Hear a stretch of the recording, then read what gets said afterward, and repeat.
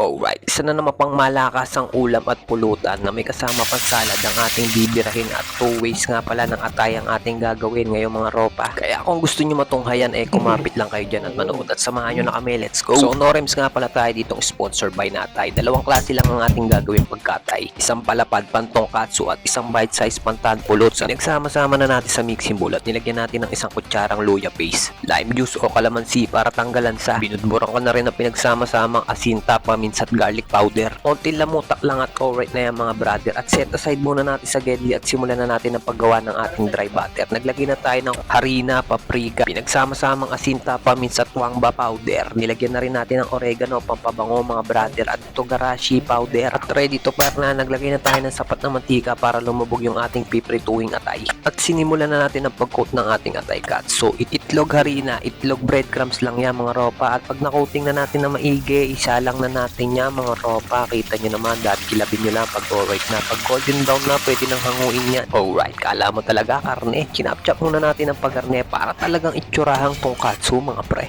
At dinisenyo ako pa ng green onion sa ibabaw at nilagyan pa natin ng tongkatsu sauce para medyo may maganda tayo pang pictura mga ropa. Pero hindi lang mukhang quality, compliment din yung sauce. At sinalang na pala natin yung ating pantanpulot. Sarina na lang ang inilagay natin dyan. Isinalang lang natin sa katamtamang apoy hanggang tuluyang mag golden brown. At hinango na natin, kita nyo naman parang karage. At ngayon ay maghiwa naman tayo ng ating gulay para sa ating salad. Gagawa na rin tayo ng mabilis na pangmalakasang sausawan mga ropa. So naghiwa na tayo ng sibuyas para sa ating salad at sausawan at nagpitpit na rin tayo ng bawang.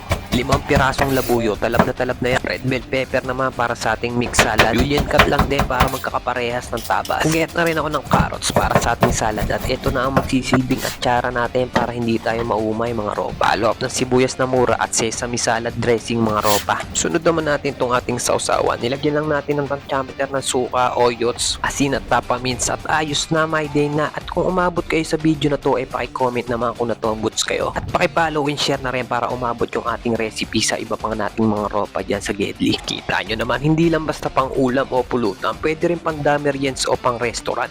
Talaga namang napaka-quality, kaya subukan mo na yung ganitong klaseng recipe o siya empty. Alright, let's go! Oo, ngayon.